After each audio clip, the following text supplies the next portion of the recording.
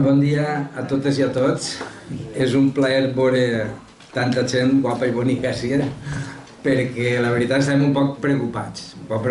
Perquè hem tingut problemes en el col·lectiu nostre, per exemple, el col·lectiu de senyors de la Ribera, que molta gent no ha pogut vindre, que tenia pensat assistir i no ha pogut assistir.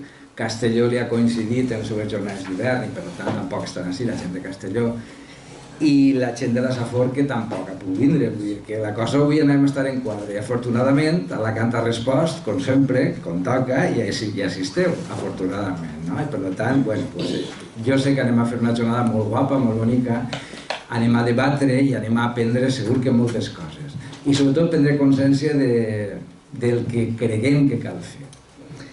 Bé, dit això, voldria dir mínimament una xicotuda reflexió de per què els MRPs, perquè un debat intern que tenim nosaltres en aquests moments, un debat que tenim ara a nivell intern als MRPs és si realment toca o no toca. Hi ha veus ja dins dels MRPs que diuen que el moment dels MRPs ha passat, que segurament ara ja no toca, naixerem en un context històric i educatiu determinat, que calia fer una sèrie de coses, però que gran part d'aquestes coses avui en dia s'han fet, o que avui en dia hi ha altres models, o que les noves tecnologies aposten en altres línies, més individuals, més, diguem, diferents. Sin embargo, diguem que la corrent majoritària pensem que els MRPs sí que tenen sentit avui en dia i sí que tenen que seguir existint. I el que estem intentant de totes les forces des de ja fa alguns anys és intentar connectar en gent jove, en gent nova, en gent que agarre el relleu de lo que són els MRPs. Perquè els MRPs fan falta per una raó molt simple i fonamental que entendrem totes i tots, i és que en el món en el que vivim tots els protagonistes a nivell polític, a nivell sindical, tenen les seues lligaures, arrastren el que arrastren, porten darrere la seva motxilla. I els MRPs, afortunadament, no portem ninguna motxilla d'aquest tipus. Som absolutament independents i lliures com el vent i podem dir realment el que sentim i el que pensem. I això ens dona una coherència i una capacitat de debat i de dir les coses pel seu nom que altra gent segurament no pot. I podríem ficar 1000 exemples, com en el tema de la llengua, per exemple. Per tant, insistisc, jo personalment i la major part de la gent pensem que els MRPs són necessaris, fan falta, i ara el gran repte és enganxar en aquesta gent nova que té que anar revitalitzant el que és els moviments de renovació pedagògica. I aprofite per a donar la benvinguda a la gent d'Amnesty com a nou moviment que s'incorpora a la federació i que avui formalment i oficialment, diguem, entre cometes, signarem aquesta integració en la Federació de MRPs. Esperem que aprofite, i estem segurs que va aprofitar per revitalitzar, per dinamitzar i per fer que això encara tinga més vida. A nivell de la Ribera també tenim un grup de gent jove que també està interessada i va entrar en el col·lectiu i suposem que ara sí que de veres els MRPs va ser una nova etapa de vigorositat i dinamisme dins dels MRPs. Bé, dit això, i abans de presentar els ponents, comentem mínimament de què va la jornada a nivell de contingut. Bé, la jornada l'hem dissenyat de la següent manera. Una primera part que serà el matí, en el qual en principi havíem pensat en 3 ponents, del qual ens ha fallat un, Julio Rogero, que per desgràcia no ha pogut vindre, però sí que tenim la sort de comptar en Jaume Martínez Bonafé, que coneguem tots i que sobren presentacions, i Maria Ángeles Llorente, que també coneguem totes i tots i que també sobren presentacions. Estem en família, per tant no anem a fer actes ni protocolaris ni coses d'aquestes. I què és el que pretenem? Bé, això ho hem muntat en principi com un panell d'experts en el qual ells van a donar-nos la seva visió al voltant d'un tema que torna a prendre molta rellevància i molta importància. Perquè, clar, cada vegada que hi ha un canvi polític important, se mouen les coses, sorgeix sempre el gran problema pendent d'aquest país, que és el famós pacte educatiu. Pacte educatiu que des dels MRPs tenim claríssim que és impossible. A nosaltres ens acusen d'utòpics, perquè volem allò que no se pot alcançar. Però aquest pacte educatiu és igual, no, és més utòpic que nosaltres encara. Per què? Suposo que ara els ponents aclararan conceptes i diran com i el per què, però no vaig entrar. Simplement ho anem a desgranar al llarg d'aquest matí, espero que després el debat sigui molt animat i puguem debatre. El gran problema que tenim és que nosaltres també pequem de pensament únic, o sigui que tots més o menys pensem el mateix, però bueno, igual algú té que fer d'advocat d'imam per provocar el debat. Si fa falta ho faré i provocarem el debat. Dit això, per la vesprada realment Albert ha preparat una mogudeta interessant, un joc de rol en el qual anem a intentar debatre, però no com a jo profe de tal, sinó com el paper que se m'assigna, el rol que se m'assigna. Pensa que pot donar molt de xau, pot ser molt divertit, i si a mi me toca ser pare carca, doncs seré pare carca, m'encanta. I qüestionaré els meus contrincants tot el que tinc que qüestionar i un poc més, per fer-los pensar, per animar aquest debat i perquè isquen les coses, per reforçar l'argumentació nostra. Bé, ja no m'enrotllo més, li passe la paraula a Pere, que va parlar-nos un poquet de la infraestructura de com va funcionar això. Bon dia. Una cosa molt important és el tema del menjar. Necessiten, perquè jo en principi va encarregar 20 menús. Hi ha un menú de 12,50 que és amanida, fideuà i una beguda. Si algú vol fer-se menú a la carta, doncs també té el restaurant. I si no, per aquí al voltant hi ha altres puestos que se pot a la vorera de la mar i demés. Però necessita comunicar a baix, a recepció, quanta gent mos quedem. Així que no sé si a mà alçada o... Doncs a mà alçada. Tu no? Ah, va. 4 més. 4 i 4, 8, 10, 12, 15, 17, 18, 19, 20, 23, 24... Vosaltres, espera, sí, vosaltres, no, tu vais. Perdoneu. És que no sabem com... 10, 12, 15, 17. Les dos primeres files vais. No, és que si no t'ha fet. 17, 20 i 22. Vosaltres ja podeu baixar. I ara, 25, vosaltres, 25, 28, 30, 31, 32, 33. 33. Gràcies. 33. Hi ha algú que necessite menú especial? Ara m'ho dius, va. I una altra cosa, mireu, me passen les companyes d'Elx que és una iniciativa per a replegar signatures per a demanar que en Elx se lleve el nom del carrer de José María Pemán per a dedicar-se-la a l'artista il·licità que tots crec que coneixem, Andreu Castillejos. Aleshores, aquí està, ara anirà passant la fulla per ahí i podem individualment, i no sé si també com a organització podríem fer-lo, són individuals? Molt bé. Doncs res més. A quina hora anem a fer una paradeta? Sí, no, per a un cafenet? Sí. Quan acaben recés un cafè i a la 1 el debat. De la 1 a les 2, debat sobre... El dinar a les 2? El dinar a les 2. 2 i quart. Sabeu que sou un poc pesats, sigueu sintètics. A les 14. Doncs ja està. Molt bé, doncs ara, comencem a treballar ja. Fonamental. Bueno, doncs res, sense ja més història, comença Jaume, anem a entrar en aquest tema tan apassionant dels fins de l'educació i de quines serien les qüestions mínimes que estaríem disposats a acceptar per arribar a aquest pacte utòpic.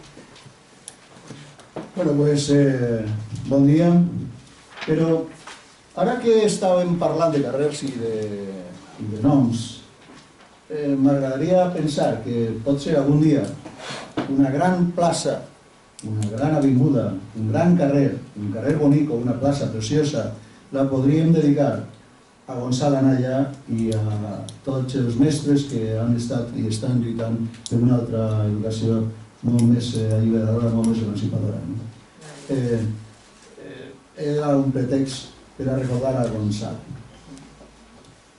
Si l'educació és un camp social en permanent conflicte, on apareixen forces, tensions, interessos tremendament enfrontats, sols me puc imaginar la paraula pacte des d'un espai estratègic de les forces populars per defensar-se i per avançar en aquesta idea de l'educació emancipatòria i per aturar la idea de que l'educació ha de servir exclusivament per a la reproducció de les diferències i les desigualtats socials. Però dit això, que és elemental i que és el que jo pense, aquest és el final de la meva intervenció. He volgut situar, Vicent en un correu me deia quins serien els nostres mínims com a MRPs per arribar al tan ansiat pacte de l'educació. Aquesta és la pregunta que ens proposava Vicent per a treballar avui. I a mi el que se m'ha ocorrit és no tant presentar-vos un decàleg, un conjunt d'idees, una sèrie de propostes, etc., que estan més que elaborades. Des del Foro de Sevilla, les propis MRPs, la gent en els annexos i el dossier que ha enviat Vicent tenim un mogolló de documentació, clar que sí. Hi ha un mogolló de coses fetes, tenim memòria, hem treballat i tenim propostes fetes ja. Jo crec que més que recuperar aquest decàleg, però a més tenim així a Maria Ángeles, que ara immediatament ens va plantejar un mogolló d'idees, recordeu el seu llibre, tenim molta cosa feta, molta cosa pensada. Jo el que voldria és aprofitar aquesta pregunta per a suggerir-vos, bàsicament, una ferramenta de treball. Una manera de pensar la resposta. Jo no vaig a donar la resposta. La he donada només començar. Jo no estic per els pactes, sinó són pactes populars, nascut de la base, i ara us explicaré per què. El que us proposo és una ferramenta per a pensar. Una ferramenta molt elemental, molt senzilla. Mireu, a mi m'agradaria ficar en relació estos tres conceptes.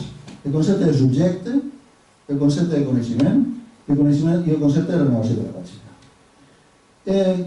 I he volgut utilitzar la metàfora del mapa, perquè igual que fem en el Google, que imagineu-vos, jo què sé, jo vinc des de la ciutat de València, millor dir, vinc des de Ribarroja.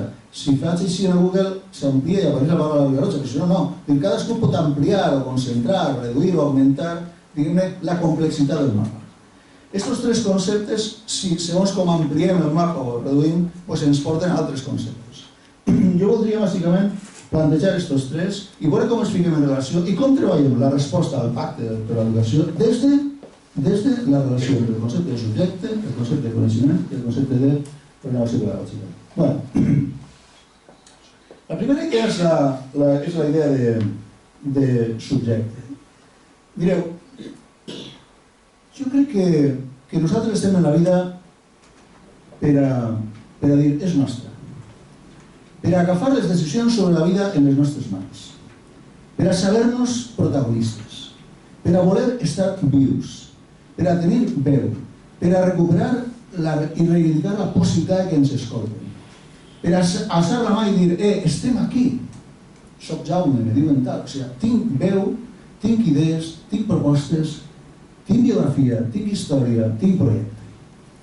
Igual que jo com a subjecte individual dic, atenció, soc Jaume, estic aquí i tinc idees i vull manifestar-les, vull proposar-les. També crec que hi ha un subjecte col·lectiu.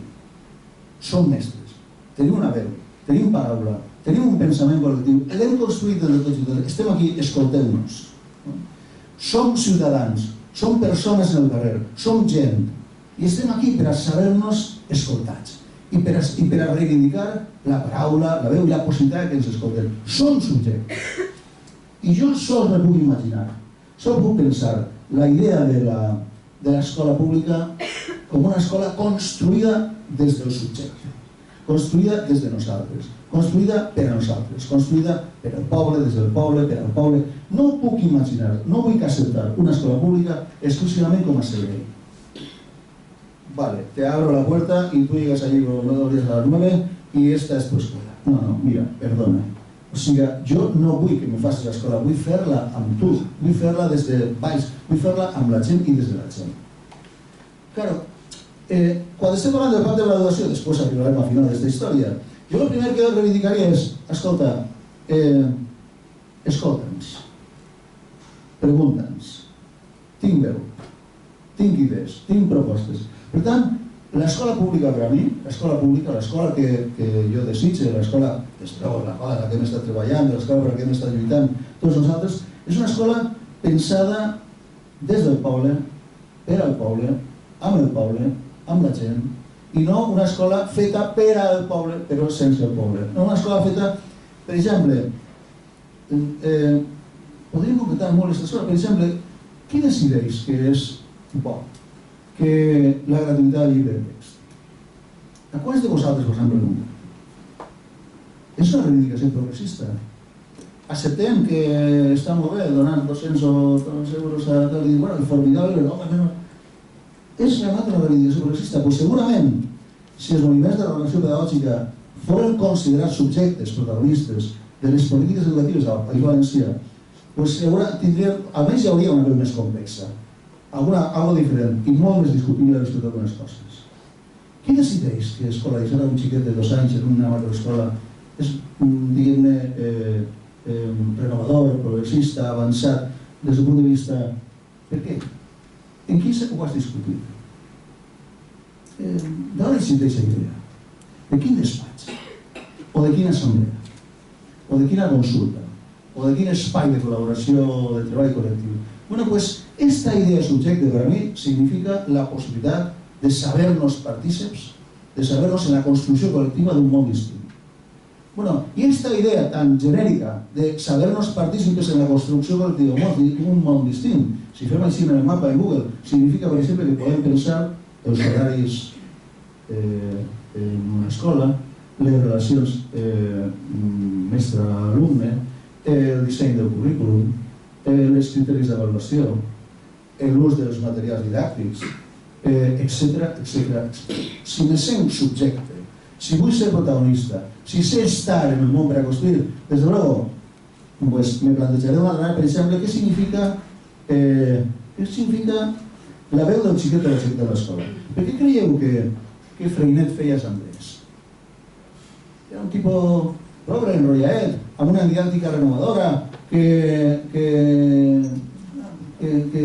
s'havia preocupat per la innovació educativa i que li havien donat un premi no sé què perquè havia fet innovació. Què va? Freinet feia assemblees perquè tenia clar que tenia davant d'ell algunes personetes que tenien tan dret com ell a alçar la veu, a alçar la mà i dir m'agradaria, jo vull, jo desitge, a mi m'encanta, a mi no estic d'acord. L'assemblea era l'estratègia política per a donar la veu al subjecte. Per tant, quan jo reivindico l'assemblea en l'aula, no és perquè crea que hem de fer o els projectes de treball. Per què fem projectes de treball? Pues a mi me dona igual.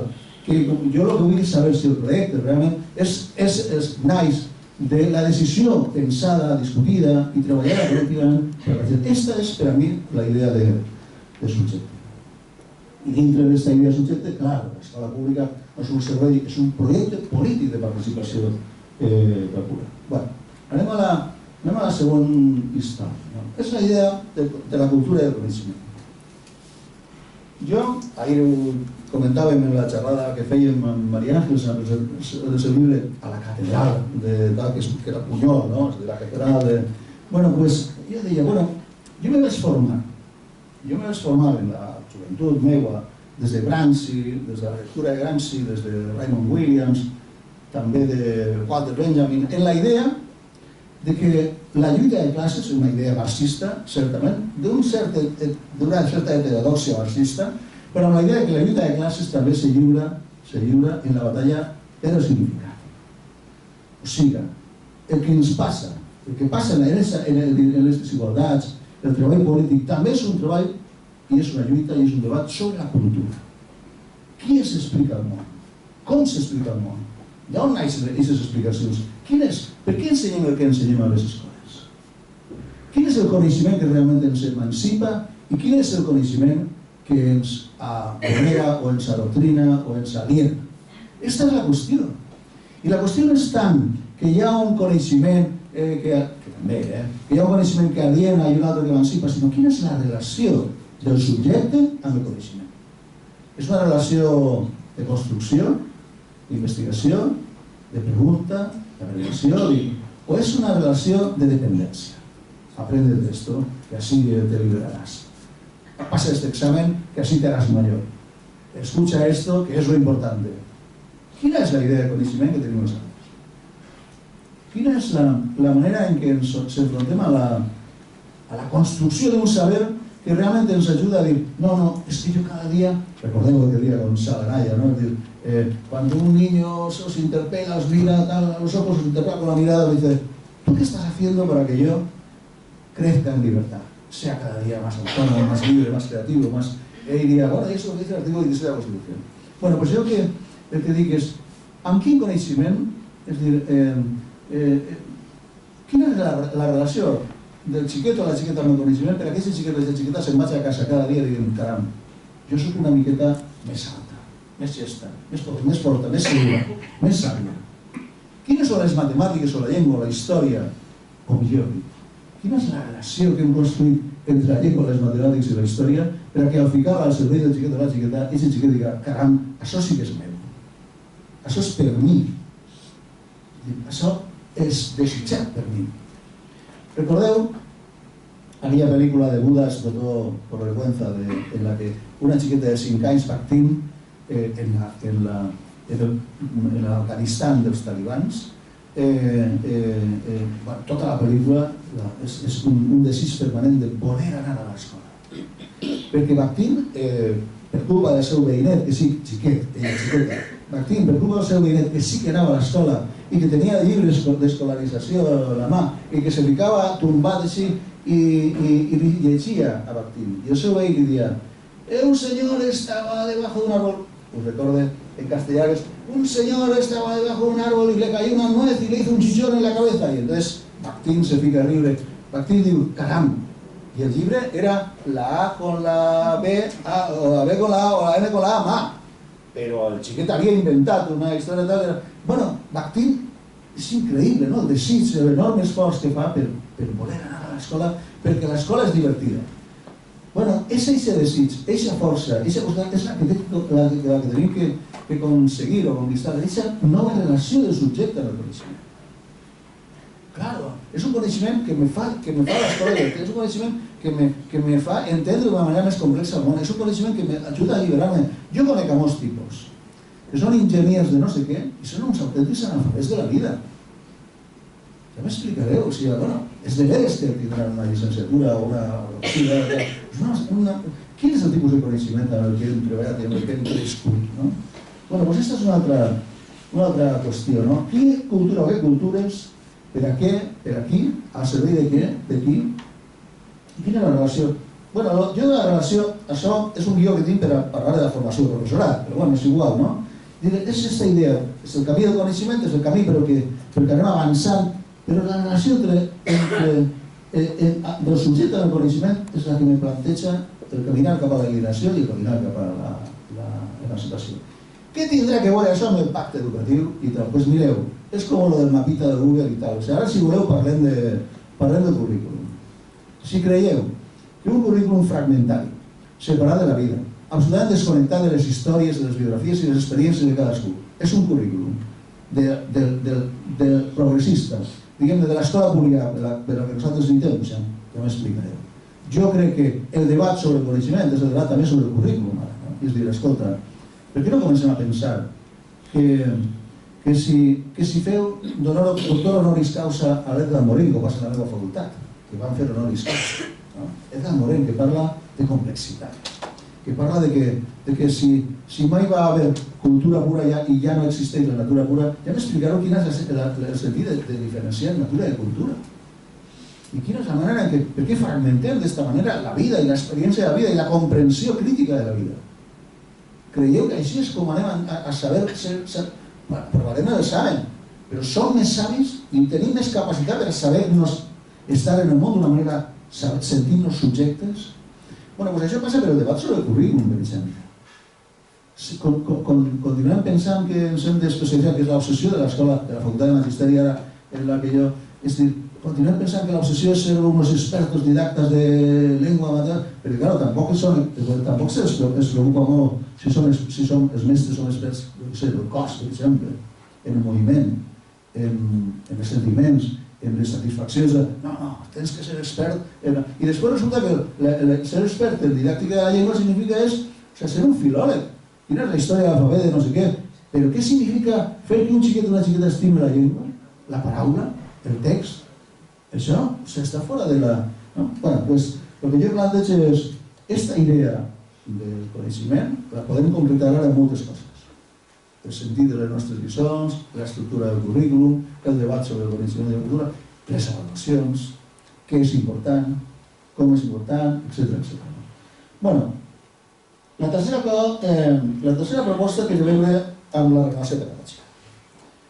Jo crec que no podem fer una escola pública, que no podem construir una escola pública, i menys encara, des del subjecte, i amb un coneixement, diguem-ne, dirigit a l'emancipació, amb estratègies, amb dispositius, amb formes de treballar, diguem-ne, no se m'ocorreix una altra paraula, reaccionàries, anquilosades en el passat. Ja no sé com dir-ho, però que no resulte... Crec que la responsabilitat pedagògica és la conseqüència d'un projecte polític d'escola pública i dir, si realment estem per la complexitat, si el coneixement ha de ser emancipador, si hem de saber-nos subjectes en l'escola, tant nosaltres, mestres, com els xiquets i les xiquetes, hem de construir una relació pedagògica, ara una relació pedagògica, que sigui coherent amb aquest tipus de... una pràctica docent coherent amb aquest tipus de principis. Què significa una pràctica docent coherent amb aquest tipus de principis? Doncs mireu, no podem fer una avaluació que ajudi a la segregació. No podem organitzar l'aula i el treball a l'aula, diguem-ne, amb esquemes o amb estructures piramidals respecte als professors i a l'alumnat. Fem assemblees perquè creiem que utilitzem un nou llibre de text. A veure, no sé si m'estic explicant. El que vull és suggerir que la conseqüència política d'una idea d'escola que recupera el subjecte, que el fica ahí davant, que li diu atenció, estem aquí per a que tu pugues i sàpigues i vulguis créixer en llibertat i en autonomia, això passa perquè nosaltres, els mestres, investiguem, elaborem coneixement que ens ajuda a saber fer això. Que ens ajuda a saber fer això. No ens han ensenyat. Des de luego, a les facultats, a les universitats, a on se formen, no ens ensenyen què significa fer lliure a un xiquet. Bueno, jo aquí recupero de nou, jo que sé, un dels grans aprenentatges meus, que és des de luego la pedagogia Freinet. Per què el tens lliure, Freinet? Abans vos plantejava el tema de l'assemblea. Per què l'assemblea? Pues perquè Freinet reconeix políticament al xiquet o la xiqueta com un subjecte de dret. Però com me vaig a inventar jo el món per al xiquet si està ahí davant i ha de ser ell el que me diga? I què significa el test lliure? Pues el reconeixement de la biografia, de l'experiència, de la possibilitat de que hi ha històries que van més enllà del que hi ha dintre de l'aula, perquè el que fa l'aula és simplement reconèixer que existeix la vida fora de l'aula. I la vida passa, en aquest cas, per el relat del xiquet o la xiqueta. Per què la impremta? Per què aquest text imprès? Per què el llibre de lectura i el treball? Per què la impremta des dels xiquets o les xiquetes? Doncs perquè jo sé, jo mestre, sé que és des de la pròpia història, des de la pròpia experiència i des del propi saber del xiquet o la xiqueta que jo puc construir un treball d'investigació, de lectura, de formació, que ajuda a que aquests xiquets i xiquetes puguin anar creixent poquet a poquet. I per què la correspondència escolar? O per què? Etcètera. Anem ara a recuperar tota la llista de Freinet. Però per què és molt important? Perquè si no, ens passarà, com me va passar a mi un dia en la Facultat de Pedagogia, en la Universitat de València de Llerdí, perquè estava en una convocatòria de la Universitat de València, on César Cascandelló van presentar un projecte d'innovació, convocat per el Vicerrectorat d'Innovació de la Universitat, en el que bàsicament el que dèiem era anem a crear unes condicions per a que els profes puguem obrir-nos les aules, mirar-nos uns a altres, obrir un espai de diàleg, anem a fer investigació-acció, anem a reflexionar sobre el que fem, anem a compartir aquesta reflexió, etc. I el vicerector, no, a mi que va ser director de servei de formació abans de, doncs el vicerector no ens va concedir el premi. I quan signa esto de l'argumentació, perquè no ens concedien el projecte d'innovació, ens deia és que no utilitzeu les noves tecnologies. Clar que les utilitzaven, perquè ara va firmar l'obra, però dona igual. És dir, què és la innovació per a tu? És terrible, no? El que s'amaga darrere la paraula innovació ara mateix, no? Ja està bé. Per què no ens deixeu, per què no ens doneu a nosaltres la paraula i la possibilitat i la capacitat per a decidir sobre com construïm possibilitats de canvi respecte al nostre propi... Bueno, doncs aquesta era la tercera, la primera era subjecte, la segona coneixement i la tercera renovació pedagògica. Ara tinc així un xicotet xoco, no sé com dir-li a això, no?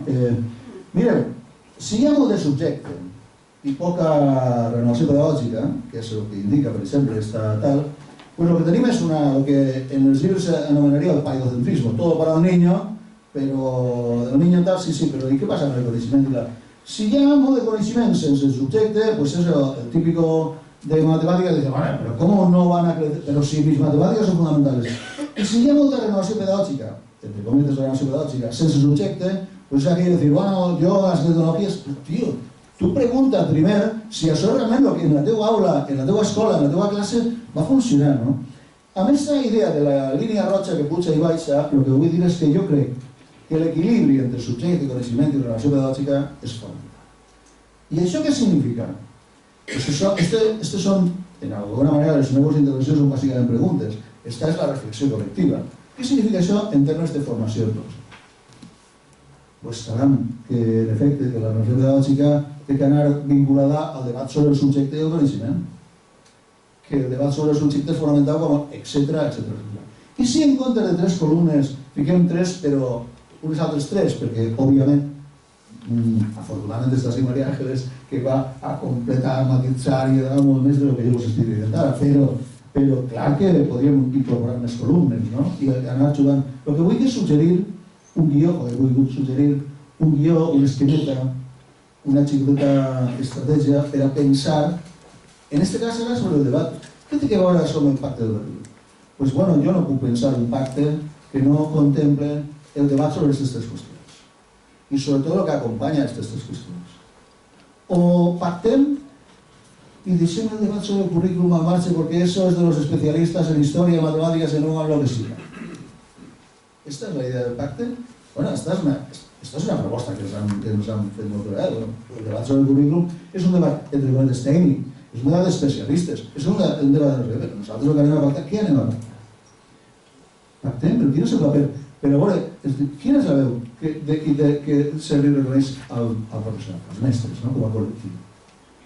És terrible la història, que és distinta a la d'altres professions. És terrible la història del magisteri com a una història de silenciament de la veu del mestre. Exceptuant les honroses excepcions, en el cas de la història dels moviments de renovació pedagògica, que des del principi van dir, tenim veu pròpia, fem escoles d'estil, escrivim textos, proposem altres materials, fem altre tipus d'aula, treballem d'una altra manera. És la veu nostra, però la història del magisteri és una història de silenciament de la veu dels mestres, no? Per això vull acabar ara, ja, diguem-ne, tallant d'esta història. Bueno, sí, esta me voy a anotar para que no se me olvidara. En efecte, vull acabar ara, ja que tinc així al costat de María Ángeles, tornant-la a felicitar i tornant-li a agrair. Una cosa que d'alguna manera és un missatge per a tothom, no? O sigui, María Ángeles és mestra, és una dona mestra, militant de la renovació pedagògica, militant de l'esquerra política, que decideix escriure un llibre sobre l'escola pública. I el que fa, bàsicament, fonamentalment, és construir 250 pàgines sobre la memòria i l'experiència de la seva lluita. No és un llibre artificial, no és un llibre de despatx, és un llibre de barricada, és un llibre de carrer. Bueno, jo crec que l'exemple de María Ángeles és d'alguna manera el que jo he volgut subratllar aquí, la importància de l'escriptura, la documentació, la investigació i la narrativa. És molt important que nosaltres empoderem agafant la paraula en les nostres mans. A María Ángeles mai li va sobrar el temps, estic convençut, mai li va sobrar el temps. Però va tenir un moment, cada dia, cada nit, no sé quan, per a fer l'enorme esforç de dir jo vull contar-vos què va passar en l'escola Cervantes, i no sols en l'escola Cervantes, sinó en el conjunt de coses que jo pense que a mi se m'obreixen a partir de i al voltant de l'experiència de lluita i de treball i de construcció col·lectiva que va significar l'escola de família. Per això crec que va pagar la pena, en el meu cas, acabar el tercer dient que bonic i que important és que nosaltres agafem en les nostres mans, des d'esta idea de subjecte, la possibilitat d'alçar la veu i també d'alçar la veu amb l'escriptura. I acaba amb una expressió de Gonzalo Anaya que deia, con la escritura, en aquestes converses que teníem de vegades parejant, i ell me deia por cada leer tres escribir, por cada leer tres escribir, ¿no? Bueno, pues es que és el que volia dir Gonzalo, que és a través de l'escriptura on ens projectem, ens comprometem públicament, ens fem visibles, ens donem, projectem el nostre compromís cap al futur també. Així que acabe això, donant les gràcies a María Ángeles per l'enorme esforç de fer este llibre de l'escola pública. Gràcies.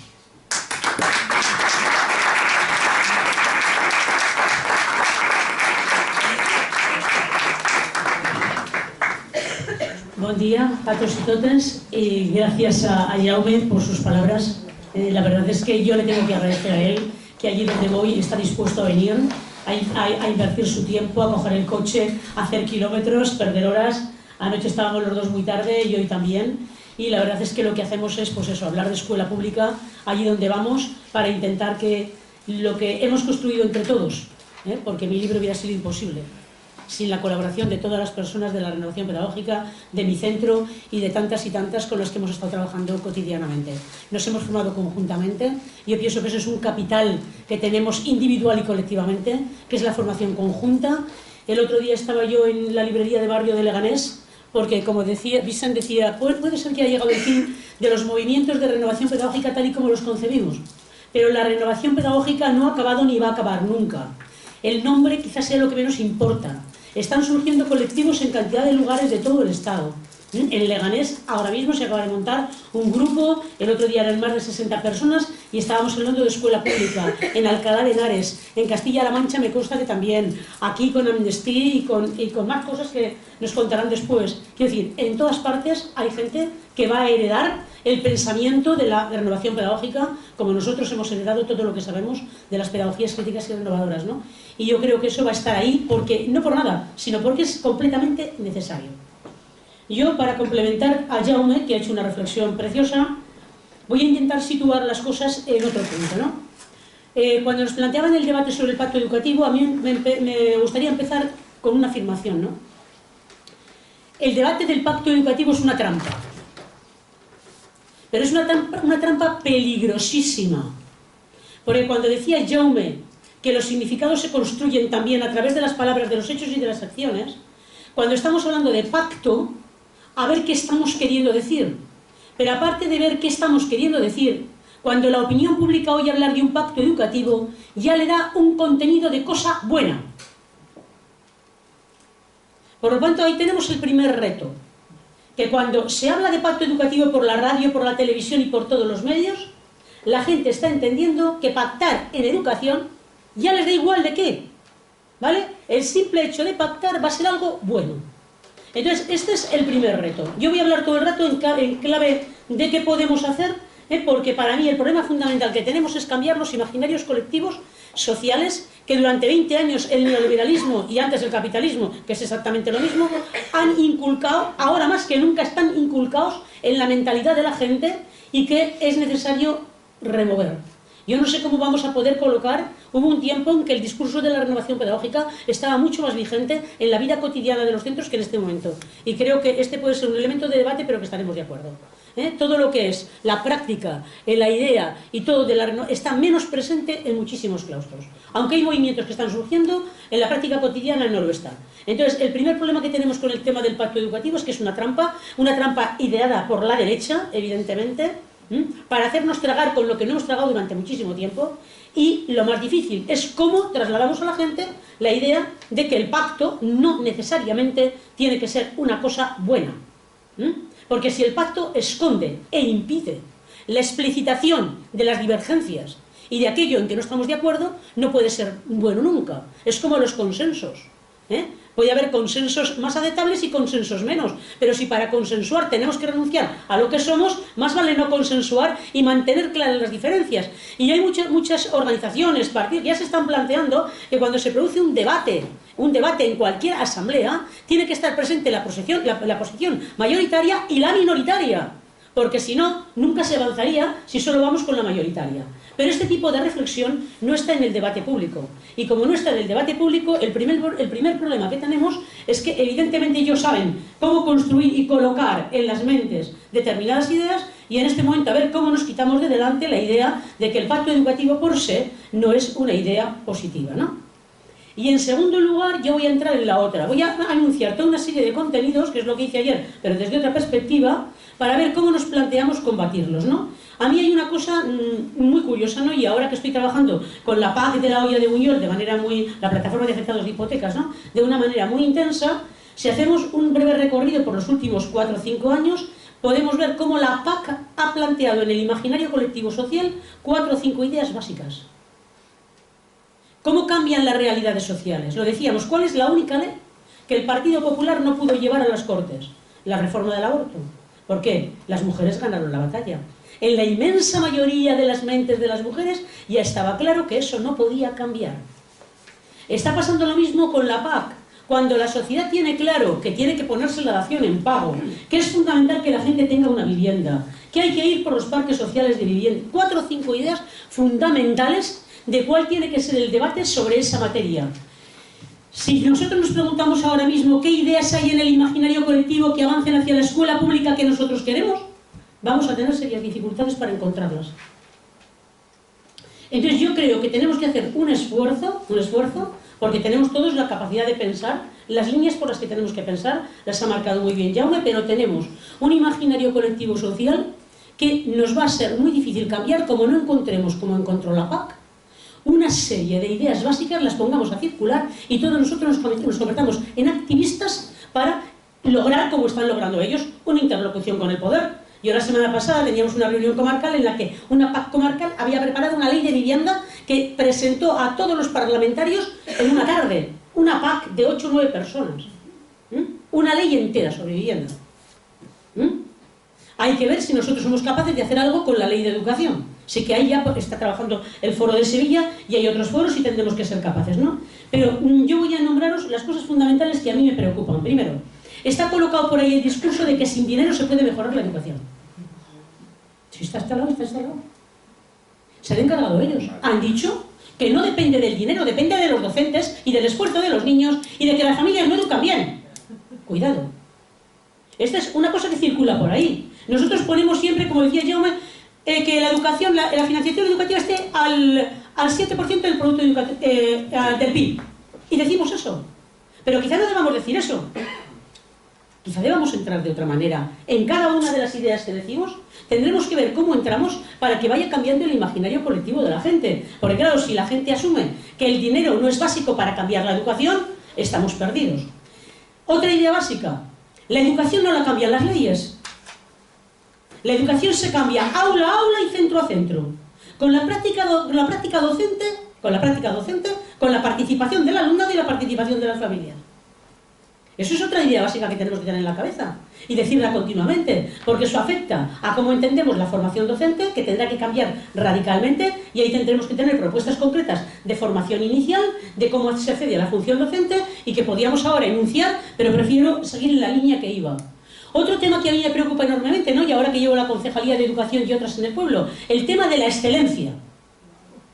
La gente tiene asumido, o sea, la Caja Rural de Chester va a ir a becas a los que mejores notas sacan. Y me toca a mí hablar con el presidente de la fundación el otro día en una reunión de cultura y digo, es que a mí me parece una vergüenza pública que se den premios a los que mejores notas sacan.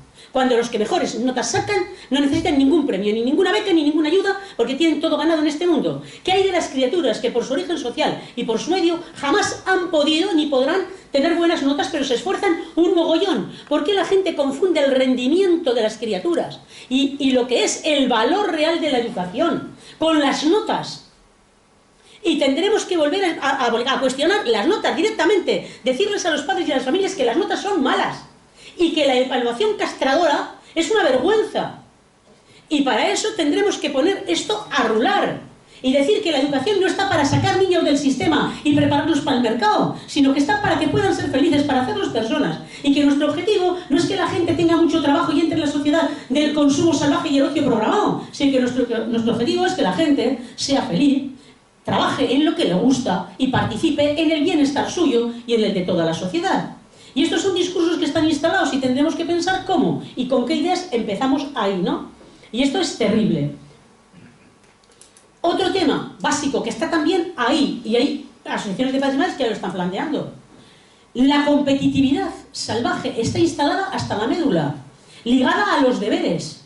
Se está cuestionando maestros en muchos centros. Yo tengo un debate con mi hermana. Mi hermana tiene un crío pequeño de 9 años, vive en San Sadurnín de Anoia, ella es bióloga, me conoce perfectamente y este año me viene un día diciéndome que se han reunido todos los padres porque tienen una maestra que no pone deberes, que deja que los niños hagan lo que quieran, que han montado una alfombra y que van todos y descalcicos se ponen a leer.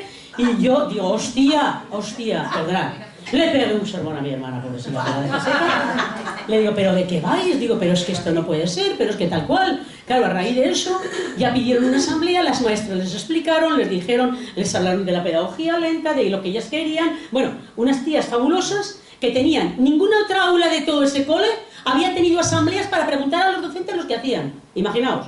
Y, sin embargo, aquí, o sea, ahí tenemos otro trabajo incalculable, porque los padres y las madres creen que cuanto más deberes hay, más autoritario es el profesor o la profesora y más exige. Entonces, imaginaos, pongamos esto, yo podría haber empezado por el discurso que hacemos siempre, pero, a ver, ¿cómo combatimos este otro imaginario colectivo a la hora de que se establezca un pacto educativo? Al principio no lo he dicho, pero lo digo ahora. En los pactos de gobierno que se están haciendo a nivel estatal o en los que se hicieron aquí, ¿en algún momento estuvo presente el tema educativo? Es que no es parte del debate público. Y cuando sale, como ayer, el PP hace una serie de normas para combatir el fracaso y mejorar la convivencia y empiezan a hablar otra vez del autoritarismo de que el profesor tiene que controlar el aula y que tiene que tener a todos los niños quietos. Imaginaos en qué línea va la situación. Y eso puesto otra vez en el debate público. Entonces, el problema que tienes, cuando tú quieres incidir en otras prácticas y en otras y a nivel global, te vas encontrando con todas estas cuestiones que son terribles. La idea de que la calidad educativa o el resultado de los niños depende, o sea, la culpabilización a la criatura de todo lo que pasa en el sistema y la llamada al sacrificio y al esfuerzo y a la letra con sangre entra, es otra cosa que cada día la tenemos más vigente. Cada día la tenemos más vigente. Y tendremos que ver cómo colocamos ahí esto. Lo más grave de todo, yo también lo decía ayer, es lo de la inclusividad, la escuela inclusiva, la integración, porque en estos momentos esto está totalmente abandonado. Ayer lo comentaba también en Muñol, vino esta semana, fuimos a Consellería y vino un técnico a ver todos los centros y comentaba, decía, la escuela pública en Valencia está totalmente abandonada. Quedan unos cuantos equipos directivos súper peleones, pero está deshecha. Muchísimos padres me lo han comentado, gente de izquierdas que se ha planteado si llevar a sus hijos a la pública, porque la pública se ha convertido ya en subsidiaria.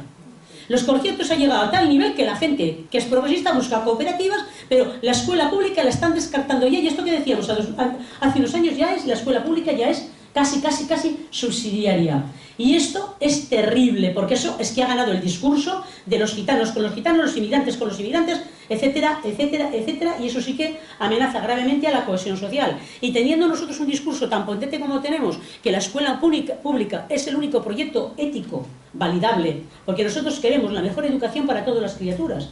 El que la lleva a la concertada quiere la mejor educación para su hijo, pero los demás que se pudran, ¿vale? Y los que los llevan a las de élite, esos quieren mantenerse permanentemente en el poder. Pero claro, si el discurso que tenemos en la calle es yo quiero ser, porque yo querré llegar, porque yo, además un discurso falso, porque es completamente falso, todos sabemos de las concertadas cómo salen hacia las públicas, de todos aquellos que dicen que no valen, decirle a una criatura que no vale, o cómo vienen, o cómo van, tenemos ahí un problema de primera magnitud, porque hoy en día pocos padres se plantean que un síndrome de Down en un aula es una fuente de aprendizaje de convivencia y de riqueza cultural y humana para los críos que están allí.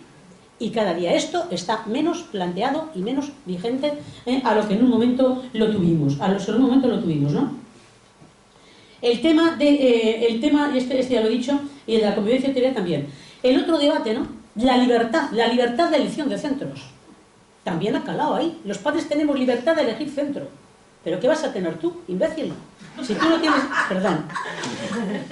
¿Qué libertad tienes tú de ir a Deusto, de ir a escuelas de élite, ni siquiera al concertado? Si no tienes libertad de ir a ningún centro. Además, es que no hay libertad sin igualdad. El día que todos los centros de este país tengan la máxima calidad para todas las criaturas, ese día, a lo mejor tú quieres elegir este porque te pilla más cerca o más lejos, pero ese día la libertad de elección no tendrá sentido porque habrá igualdad. El problema es la desigualdad. No puede haber libertad de elección de centros si no hay igualdad previamente, ¿no? Entonces, todo este tipo de discursos que nosotros los tenemos trillados, que nos lo sabemos, que cuando nos vemos nos autoconvencemos, que estamos convencidos y que estamos tan contentos de tenerlos, no forman parte del imaginario colectivo. No hablemos de la coeducación en este momento, porque no hemos pasado de la escuela mixta a la escuela coeducativa. Y hay una regresión también en este sentido, la gente confunde. Los niños y las niñas ya están juntas, y si no cuando dicen, las mujeres ya han alcanzado la igualdad. Pero hombre, ¿cómo se puede decir estas barbaridades? O los que combaten el feminismo es muy malo, como el machismo. O sea, yo asisto a debates en que se compara el machismo con el feminismo, y ahí ya, eso ya se va a la cabeza, empiezas a gritar y ya dices, bueno, pues ¿esto qué es, no? Quiero decir... es que no somos conscientes del daño que ha hecho el discurso neoliberal en la mente de la gente. Y yo creo que es el momento y el lugar de que luego, ahora, después, entre todos nos planteemos qué vamos a hacer con todo esto. ¿Qué vamos a hacer con todo esto, no? Porque tenemos que encontrar cómo colocar ideas básicas de debate, pero además con calado en la sociedad, igual que ha hecho la PAC. Porque si no, no conseguiremos que, si algún día, que no sé si lo lograremos, hay un debate social, de verdad, porque es muy fácil cuando hacemos los programas de los partidos políticos decir perfectamente, pues no queremos un pacto educativo desde las alturas, queremos un pacto educativo desde la base, pero vamos a ver, vamos a poner a debatir a todas las veces y hacer un referéndum y entonces veremos lo que gana. Entonces, quiero decir, o tenemos antes trabajado todo eso, o podemos llegar a la debacle completamente absoluta, ¿eh? Y esto lo digo yo, que actualmente también estoy en el partido político, y claro, el rollo es terrible. El rollo es terrible porque ya digo que tal. Por otra parte, a pesar de la historia que tenemos, y creyendo que podríamos ser interlocutores con el poder, para cosas tan importantes como los libros de texto o colocar las aulas de 2 años en los centros, no se los ha tenido en cuenta en ese tipo de debate ni se los tiene en otro, ¿no? Y tenemos que ver muy bien las cosas que se hacen, ahora vendrá la primavera educativa, o sea, no podemos ir con simples eslogans. Esto yo lo aprendí de Jaume y de otra gente mucho antes. El activismo, como cuando las fichas, ¿os acordáis? El activismo no significa ni reflexión ni cambio. Y una suma de experiencias simplemente contadas tampoco. O vamos a la profundidad de las cosas, y si la experiencia es el motivo o el mecanismo para llegar a una reflexión profunda, o simplemente lo único que estaremos haciendo es populismo y demagogia. Y entonces estas cosas también las tenemos que tener muy claras, porque siempre somos, pues como el Pepito Grillo, allí donde vamos discutiendo y discutiendo sin parar, ¿no? Entonces, lo que nosotros defendemos, que es una educación emancipadora, plural, investigadora y crítica, democrática, coeducativa, inclusiva, abierta al entorno. Bueno, aquí me he olvidado recordar el año pasado el debate sobre extraescolares. Antes todos los centros, cualquier centro salía un montón de veces al año a un montón de lugares y eso era una cosa increíble. Ahora con el tema de la seguridad del profesor, de tal, la gente ha dejado de salir. Y ya no se considera ni una necesidad. Tendremos que volver otra vez también sobre esto porque es que está totalmente olvidado. Por no deciros el tema del cuerpo único de docentes, que es otra cosa absolutamente innegociable dentro de un pacto educativo. Los profesores universitarios, tiene que haber una relación continua entre la universidad y los centros, ¿vale? Completa. Y la formación inicial tiene que ser una formación eminentemente práctica. Y las pruebas de acceso no pueden ser oposiciones basadas en contenidos teóricos. Eso no puede ser. Entonces tenemos ahí, y las propuestas están. Yo hoy podía haber caído en la tentación de leerlas todas. Tengo 70 hojas de propuestas, pero me toca trabajar en tantos ámbitos, pues tengo todas las propuestas ahí. Es decir, que tendremos que hablar también de ellas, porque también es importante ponernos de acuerdo, y hay gente que ya tiene ideas en torno a la formación inicial, hay gente que habla de un MIR educativo, hay otra gente que ya está hablando de que cualquier persona que se dedique a la educación, sea por la rama que sea, ingeniero, tecnólogo, lo que sea, empiece la formación universitaria ya desde una vertiente pedagógica, con un contenido pedagógico fundamental, y no sea el que llega al final y con un simple CAP o un simple máster se incorpora al mundo educativo. Es decir, ahí hay un montón de cosas que también tendremos que empezar a decir y tendremos que empezar a matizar, ¿no? El tema también de qué edad, ¿no? La educación de 0 ahora se está planteando de 0 a 18 años por diferentes vías formativas, ¿no? Con un periodo obligatorio de los 4 a los 16. Tendremos que hablar de eso, tendremos que situar a la gente en que el libro de texto es totalmente castrador y además condiciona la vida de las personas en los centros. Condiciona a los profesores que van de culo detrás de cumplir el programa, a los niños y a las familias. Muchas familias están hasta aquí. Aprovechar eso para decir, no, en la escuela hay que trabajar de otra manera. Pero esto lo ha insistido Jaume, no voy a insistir yo más. Y hay multitud de temas, podríamos entrar en todos, pero vamos a cumplir el horario, son las 12. Yo creo que el debate está abierto, ya me ha planteado una serie de temas. Yo, otros, y tendremos exactamente los mismos entre los dos. Tenemos que ver de qué manera nuestro debate entra a formar parte ahora, y si la izquierda llega al poder tendrá que ser para colocar ese ideario, combatir ese ideario, y tendrá que permanecer unos cuantos años, pero tendrá que querer, tener claro que eso es lo que tiene que propiciar, y luego el cómo, pero no ir dando palos de ciego sin saber qué. Porque lo que hay que hacer es cambiar, instalar el debate público, que eso es lo que es educar. Educar y transmitir y hacer de foro cultural es convertir a la sociedad, hacer debate sobre el mundo educativo y poner el pensamiento, la crítica y la acción en el debate común de la ciudadanía. Yo creo que nosotros estamos ahí, estamos por esa vía, y nuestros encuentros y reuniones tienen que ir en esta dirección, ¿no? En fomentar el pensamiento crítico y en ver cómo toda esta marea de pensamientos que tenemos comunes, de cosas escritas y de cantidad de tal, lo vamos poniendo un poco a rular en la sociedad desde otra perspectiva. Gracias.